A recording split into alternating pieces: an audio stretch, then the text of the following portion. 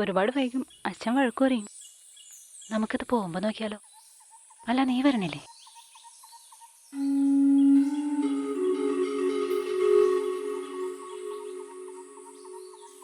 പാറു, ദേ നിന്റെ കാമുകൻ നിൽക്കുന്നു. ഒന്ന് പോടി.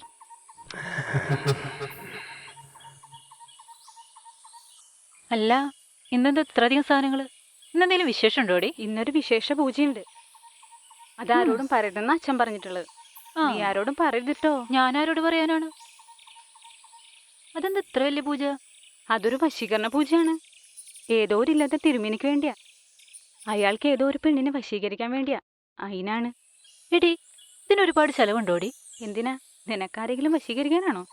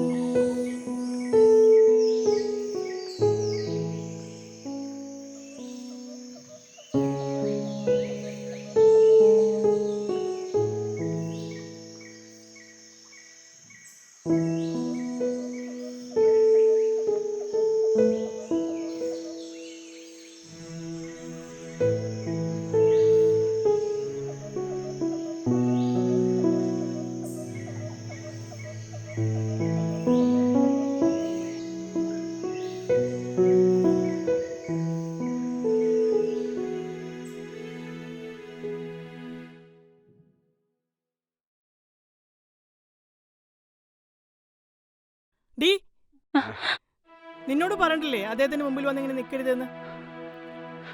ഓരോന്ന് കാണിച്ച് അദ്ദേഹത്തെ വശീകരിക്കാനുള്ള ഉദ്ദേശമാണോ?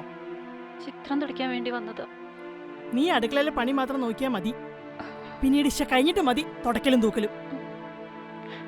അത് കഴിഞ്ഞായിരുന്നു. കേറി പോകത്തേക്ക്.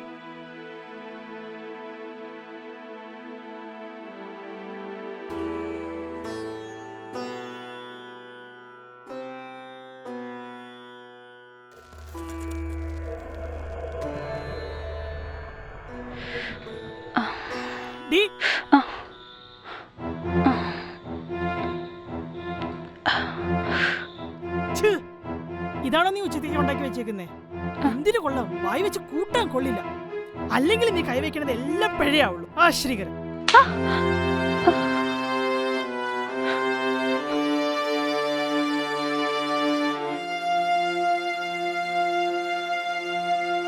സ്വാമി, എനിക്കൊരു കാര്യം പറയാനുണ്ട്.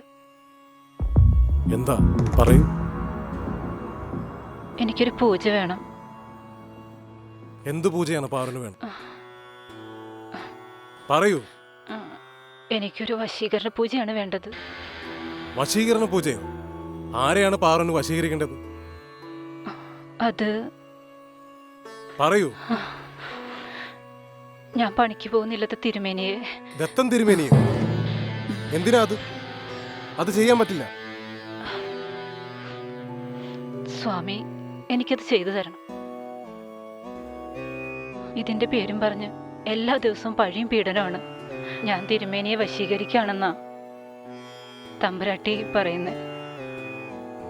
എനിക്കിത് ചെയ്തേ പറ്റൂ. സ്വാമി സഹായിക്കണം. പാറു, ഇതൊരു സാധാരണ പൂജയല്ല. 7 ദിവസം നീണ്ടു നിൽക്കുന്ന ഒരു വലിയ പൂജയാണ്. ഒരുപാട് പൂജാ സാധനങ്ങൾ സംഘടിപ്പിക്കേണ്ടതായിട്ടുണ്ട്. അതുമാത്രമല്ല, പൂജ ചെയ്യുന്ന ആളും പൂജ ചെയ്യേണ്ട ആളും ഒരുപോലെ ധ്യാനിക്കണം. എങ്കിൽ മാത്രമേ ഫലമുണ്ടാകൂ. അയാളിൽ മാറ്റങ്ങളുണ്ടാകും. എല്ലാം ചെയ്യാൻ തയ്യാറാണെങ്കിൽ ഞാൻ കുറിച്ചു തരാം.